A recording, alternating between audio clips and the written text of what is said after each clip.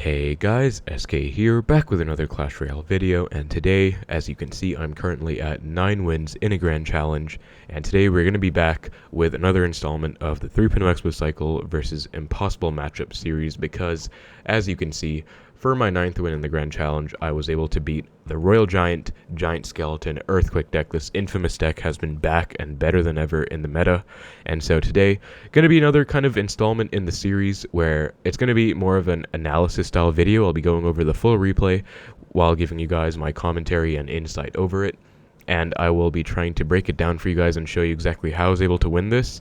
So this deck has been creeping back into the meta, and this was actually a meta deck about a year and a half ago when Giant Skeleton was way better than it was, or the Bomb at least was way better, and Earthquake was way better than it is right now as well.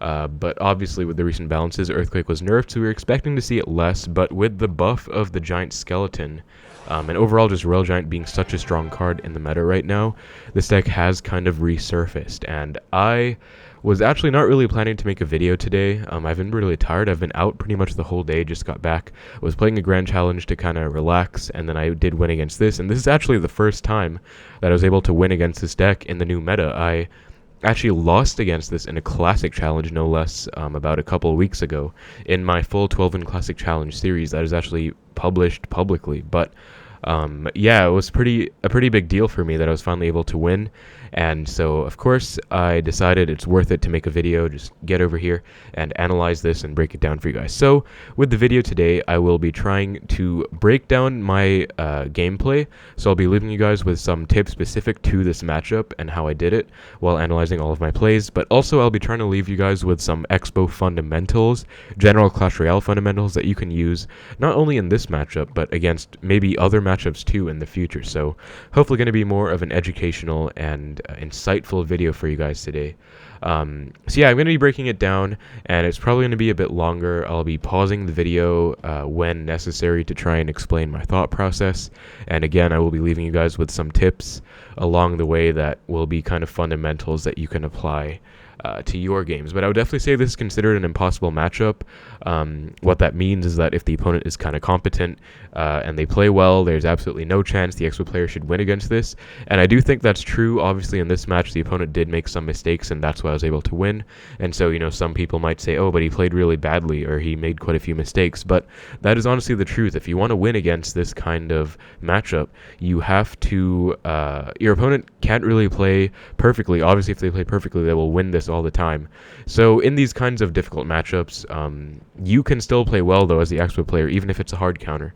If you play badly and they play badly, they will probably still win based on the matchup, but if you play well and leave room for them to make mistakes and recognize those mistakes, you can capitalize on that and punish them accordingly, and so you should still know how to play this even if it is an impossible matchup. So with all that being said, hope you guys enjoy the video today, and let's get right into the breakdown. So hopping into the match today, and it is up against Ben for my 9th win in a grand challenge again. So not just a bad or really bad player, we're pretty high in a grand challenge anyways, which might not mean much to some people, but a lot of people, classic challenges are meaningful to them too. So yeah, anyway, start out with cycling a log, and he goes Giant Skeleton first play. So I think I might have even Xbowed opposite if I had it in cycle, but probably just Knight is safer anyways. Just cycle a Knight into it and see what it's going to be doing. I think I also do cycle archers, so when you see Giant Skeleton, it's probably going to be this deck, but it could also be possibly like a balloon deck or another kind of heavier control deck. It has been kind of back with the bounces, but yeah, Death Bomb just destroys my entire push there. Everything is gone. And so yeah, I cycle an Ice Spirit at the bridge, and then I do go for this anti-Earthquake Tesla placement, because after seeing the Zappies, Giant Skeleton, and Hunter, I already know it's going to be this deck, Royal Giant Earthquake. And this is interesting because I could have gone for a lower Tesla as well, but that would technically just give him Earthquake value, and I'm not sure, because I've seen Betfist go for pre-Teslas 1 tile low. So if you guys don't know, first of all, this is one of the first things you have to know in any Earthquake matchup. This is the standard anti-Earthquake Tesla placement. It's going to be 1 tile down from the river, and what it does is it doesn't let them hit the tower and Tesla with the Earthquake. So pre-cycling it against Royal Giant isn't the best. As you can see, they can just RG, and the RG won't even cross the bridge, but I still think it was a decent play. It's debatable, I guess, but I've seen Betfist do it, so that's why I did it. And then obviously I need to get damage on the RG as soon as possible, so Knight and Archer straight away onto it. right now. And then Fisherman kind of whisks away the knight. I do get some nice log value, but he gets a really nice prediction Ice Spirit in here to take out my skeletons. And then I do have to go for Ice Spirit for the Fisherman, but unfortunately the Hunter does clip it, and so I do take damage. I absolutely cannot go for a Knight here. So that's going to be another fundamental with Xbow, and it's going to be not overcommitting on defense. And it can be difficult to know when exactly that's the case, when you're overcommitting on defense, but you generally cannot. And for me, I haven't played this game quite a lot. I have kind of an intuitive sense of Elixir. I don't count Elixir exactly all the time, but I do have a general sense again.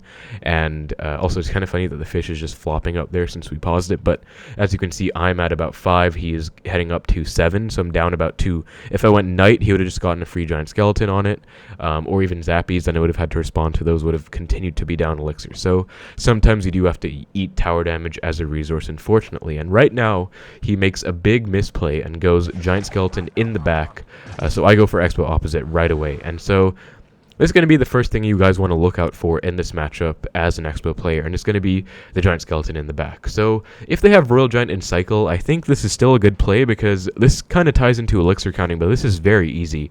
I bet any of you could do this. It's not. A lot of people think elixir counting is very complicated or you have to memorize some certain skills, but it really just comes down to knowing how much every card costs and understanding the general elixir balance between both of the players. And so obviously every player is at 10 elixir when they're full. When they play a giant skeleton, it costs 6, right? So I guess you do have to know the elixir cost of cards. Some people might not know every card's cost, but that is what you have to do for elixir counting. But since you can use the general rule that is 6, you can subtract 6 from 10 and notice that he's at 4. So even if he had giant skeleton or Royal Giant in cycle, Xbow opposite, he would not have enough elixir for the Royal Giant in time, and this Xbow would get tower damage. So this is a big mistake, I would say, by him. He could obviously still just Earthquake log the Xbow, but it would still get some damage, obviously. So first things first, when they have a giant skeleton down, always go Xbow opposite lane. Don't go same lane either, because they could actually just ignore it and then RG behind and probably take your entire tower. They would just sack it.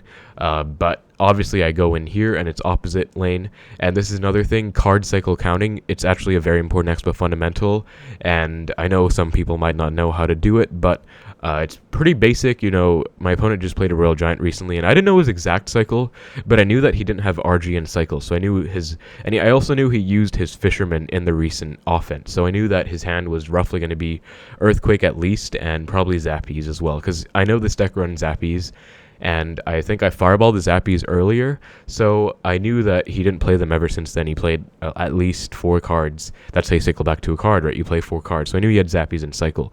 And Zappies is a very basic response to Xbow. If you went Hunter, I would have just gone Archers on it, and it would have died. But still, knowing that he's probably going to go Zappies, because if he goes Earthquake and Log, he would still take a bunch of damage. Even though I was low in Elixir, I actually predicted them, as you can see. I went Archers, he went Zappies, I went with a predictive set of Archers. They weren't technically a prediction since I didn't have Elixir for them beforehand, but I played them as soon as I had the Elixir, and as you can see, he's literally at 2 Elixir. So I think for him, the better play here would have just been to wait for an Earthquake. But obviously I get my Archers down, and they do tank one of the Zappy hits. Oops. And as you can see, it is putting in work.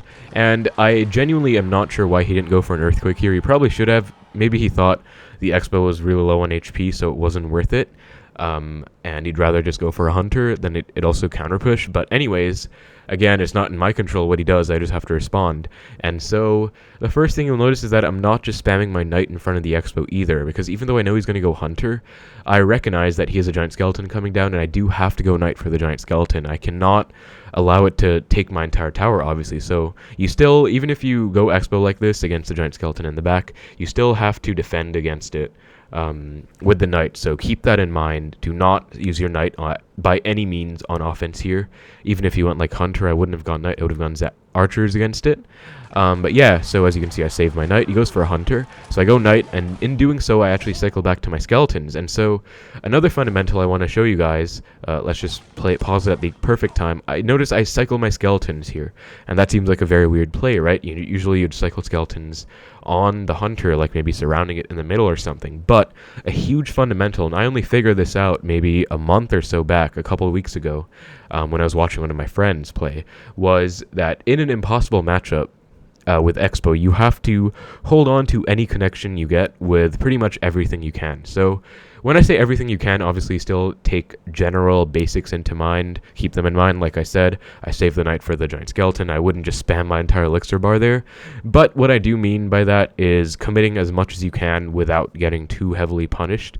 And so this seems like a weird play, but I do go skeletons in front of the hunter, and I was only able to do so because I was aware of the fact that skeletons were next up in cycle. So you do also have to have a general decent cycle awareness. But again, this fundamental, holding on to any Expo connection you get in a possible matchup for as long as possible, with means that are, I guess, not extreme. So again, don't spam your entire elixir bar, but try and hold on to it while factoring in the rest of the situation. And so, as you can see, they do actually stall some of the hunter shots, and my Expo's alive. So that tiny play might not seem like it did much, but it got me so much more Expo damage.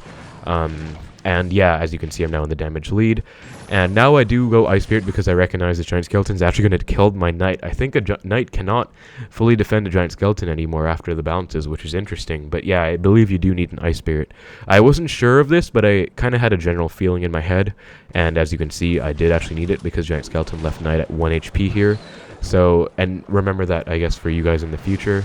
But yeah, because of that punish, number one, knowing that when he cycled giant skeleton in the back, he'll only have 4 elixir. Number 2, knowing that his zappies were his most likely response, so I went archers as soon as I could to tank one of the zappies and DPS them down as fast as possible. Do not ever go Expo Tesla, by the way, against this. Tesla would just not do the trick, and then he could just go RG opposite lane, and I would pretty much lose. So Expo Tesla is a play that a lot of Expo players make, especially beginners, but it is, you'll notice that actually later in this match I do it, but it is very much a sparing play to be made. Do not just do it mindlessly.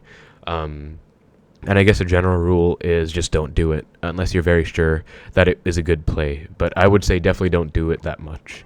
And right now we are resetting, and I'm very happy. He goes Fisherman at the bridge, and I was actually thrown off, so I had such a weird cycle. So with a pretty awkward Tesla and Log, that was definitely a bad play on my end. But he goes giant skeleton in the back. I go knight to defend against it, and he's going to go for an RG push now, pretty sure. So again, another big fundamental in this matchup is stacking archers. I forgot to mention this, by the way, but this deck is back, and they used to run Barb Barrel, now they run Log, which is even worse, because 1, it hits the tower for tower damage, and 2, it can hit your archers. Barb Barrel does not go that far, so if you protect your archers against it, it won't actually do anything, and so you can actually defend against Barb Barrel, you can actually protect your archers against Barb Barrel, and they were kind of unkillable in this matchup before, but now he has the Earthquake plus Log to kill the archers. He has a Log plus Electro Spirit. He has Earthquake plus Electro Spirit. So he has so many ways to kill the archers, but even still, notice I'm not splitting my archers. I need them full, both of them on defense against this push, so stacking them is still the play, even though, again, he can, as you can see. And I do fireball the Zappies. As you can see, Earthquake Log does kill them. That really sucks, actually, but because of my advantage from before, and also I'm just log cycling opposite lane to keep damage up, and now I go for an Earthquake, an Expo. Imagine if I had Earthquake in this. Number 1, this is the defensive Expo anti-Earthquake placement that you want to know against any Earthquake or Lightning matchup. And so it's going to be, as you can see, hugging the tower opposite lane to your weaker side tower, and that is similar to the anti-Earthquake Tesla. It's to prevent them from getting spell value on your lower HP tower and the Expo, and it's very important in this matchup in particular, I would say, because you just need all the extra firepower against his push. He has such huge pushes, and with the fact that Earthquake Log can kill archers, as well as the fact that Fisherman can manipulate your defense, like it can pull a knight away and take away from your DPS on the push, you need this extra set of defense. So given the fact that I didn't need an offensive Expo since I already got a connection, and because of the fact that his cycle is really bad for me to go offensive Expo anyways, like his cycle is perfect. If I go offensive Expo, he'll just go RG into it and I will get destroyed. So defense Expo is the best play. Also, he just used Earthquake, so he doesn't have a direct response to this actually. So a few factors there that added up that let me defensive Expo. He protects this with his giant skeleton, and he's going to go for an RG push. So this is how you're going to defend this. So number 1, again, stack the archers. Number 2, protect your archers. So I go knight I believe I tried tonight to snipe the Fisherman first. Number 3, get amazing Ice Spirit value. And so Ice Spirit's going to be absolutely huge in this matchup compared to Electro Spirit because of how much value it can get by freezing all of this up. And so that, look at how high value that Ice Spirit was, and you definitely want to try and hit everything with it if you can. So hold everything in place while your Knight and Archers are deep. As you can see, Giant Skeleton's basically dead. And number 4, the 4th layer to the defense is the Anti-Earthquake Tesla placement. And again, I am giving him Earthquake value on my defensive Xbow plus Tesla. I think that would be a good play for him to take it, but he is kind of tunnel visioning and going for my Archers. I think that's not even a bad play because, again, Earthquake Log does kill Archers, so it's not even too bad by him, but just abusing the fact that he can't hit the tower with this, that's why I go for it. And also the Xbow's helping out. So, as you can see, Tesla's helping out, and it's DPSing down. He does unfortunately go for the Log to take out my Archers, but as you can see, I go for an Xbow, and that is number 1 with Elixir in mind, number 2 with Cycle in mind. So if we scroll back a little bit, he went for Fisherman, then he went Giant Skeleton, then he went Royal Giant. I'll just fast forward a little bit. Yep, so as of right now, he is literally 4 cards away from Royal Giant, 3 cards away from Giant Skeleton, and 2 cards away from Fisherman. So with that in mind, you don't have to remember that, but just keeping it in the back of your head, he just used RG. He's not going to be back to it very soon. Meanwhile, I'm cycling my Ice Spirit, my Tesla. I'm cycling back to my Xbow. Plus the fact that he just uses Earthquake. All those factors add up, and as you can see, he's only used Earthquake and Log after playing his RG. So he's 2 away from it, and he's back to Fisherman, but he's 1 away from the Giant Skeleton. So right now is the absolute perfect time for me to go in, and as a general rule, even if you don't know what their cycle is exactly, if they just went for a RG plus their big spell, so whether it's RG plus Earthquake, RG plus Fireball, or RG plus Lightning, you can usually Xbow. This is a general rule, again, don't do this all the time, but you can usually Xbow because they will not have either of those 2 in hand, and those are definitely their main counters to Xbow. I would say RG is the number 1 counter, Earthquake's the number 2 counter in this deck. He has neither of them right now because he overspent on offense, which isn't even that bad again because he literally kills my Archers and just barely doesn't hit the tower with everything I defended it with. That's how menacing of a push that these can become. But with all that in mind, I know that because I know he's low on Elixir, he just spent RG at the bridge, Earthquake, Log as soon as he had enough Elixir for it. I know he's probably pretty low. Plus, on top of all of that, as if I didn't have enough reasons to go in, I have a defensive Xbow alive, supporting. So this is the perfect offensive Xbow. And he does a pretty good play of stalling with the Fisherman. I go Skeletons. I actually should have logged it probably. I don't know why I went Skeletons. I guess I thought it was a Hunter. But I should probably not have done that. But I log late. I think if I logged these Zappies, I would have won. But even still, notice he's so low in Elixir. He does not have Earthquake and Cycle, and that is because of the fact that he kind of punished himself. Actually, I don't really know where I'm going with this train of thought, but he kind of overcommitted, I guess, and I'm punishing him, I guess, by going in, and he does not have his Earthquake back. Obviously, if he has Earthquake, it's just a 3-card, kind of cop-out card against Xbow. Yeah, that was defense. Xbow's helping out as well, and Xbow's on tower, which is huge. So right now, I know that he still doesn't have Earthquake and Cycle, and again, the fundamental of maintaining a lock in an impossible matchup is still there, even though at this point I'm very happy I got a connection. I'm very fulfilled with the position in the match, but I noticed that he's going to RG, right? And so I go Ice Spirit actually and predict to his Electro Spirit, and he goes for an Electro Spirit actually to reset the Xbow onto the RG. And so right here, Ice Spirit does freeze up the E-Spirit, and I go Tesla at the bridge, and Tesla, as you can see, actually snipes the E-Spirit, keeping my Xbow on his tower. And so this is very different from the first situation. In the first situation, it was not double Elixir, which means if I take his tower, I win. It was single Elixir. I didn't even have any tower damage when I went Xbow and I was talking about how I shouldn't Tesla the bridge. Number 2, again, this is a game-winning Xbow, and it's later on in the match. So this is what kind of separates this situation from the previous one, why I'm going Xbow Tesla now and not before, just to explain to you guys if you were curious. Also, I actually thought that the RG would retarget onto the Tesla. Unfortunately, it doesn't. But as you can see, Xbow just puts in a ton of work, and I'm giving the global turn emote, and he gives the well played. Fireball finishes it off.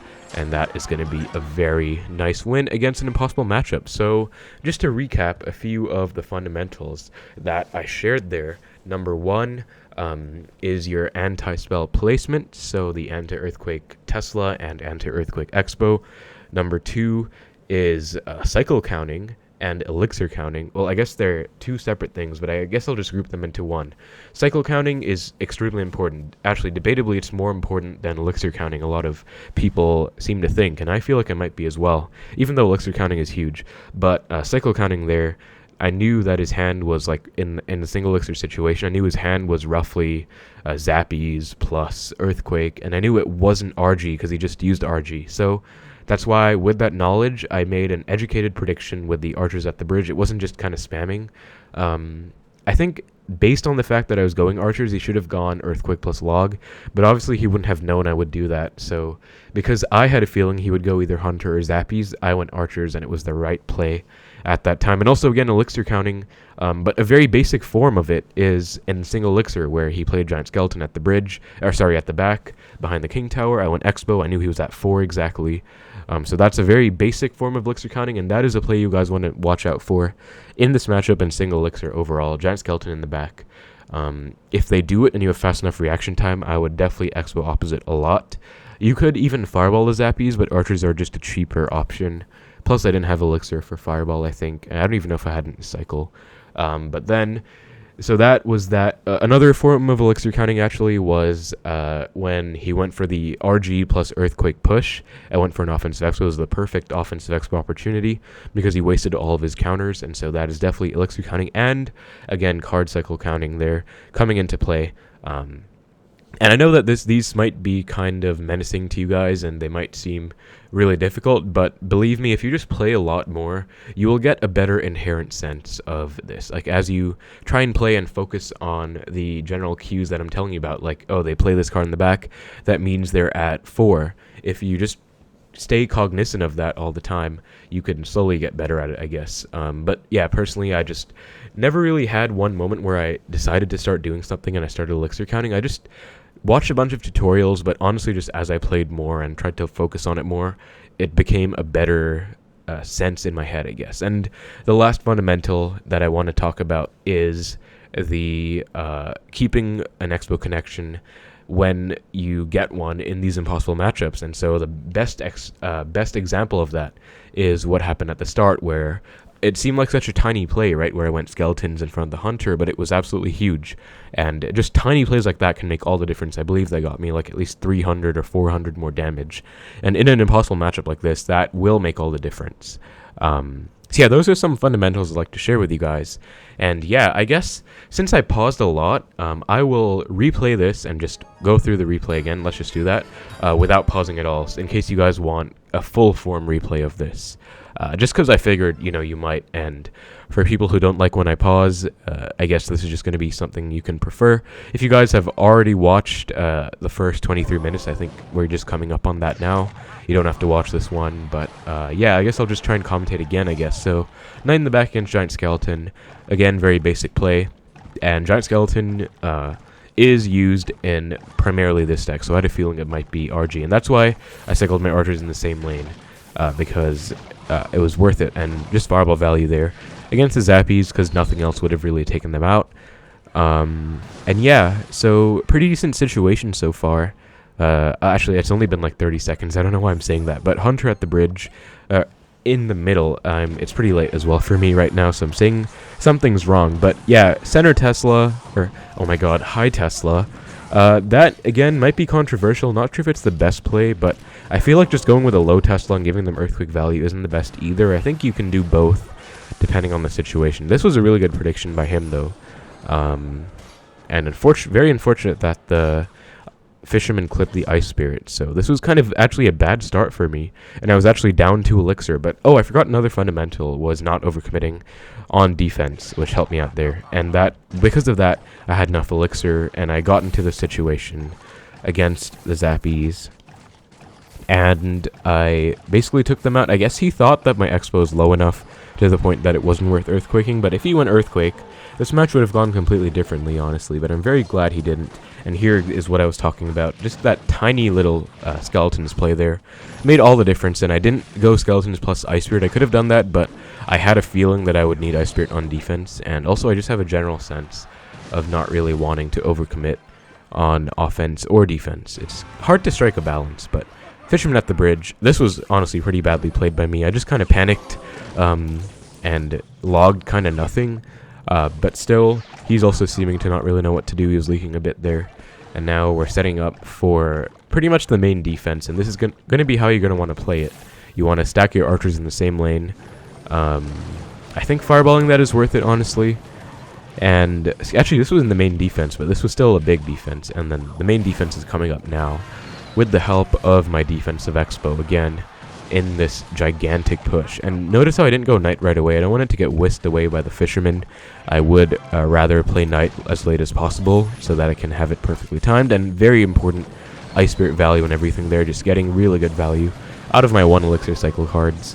And I could have even gone skeletons on the RG if I wanted to, but I felt like it wasn't that necessary because I wanted to build an offense now. And also fireballing the Zappies there wasn't worth it because he split them, but he didn't have enough elixir for the RG in time because he overspent.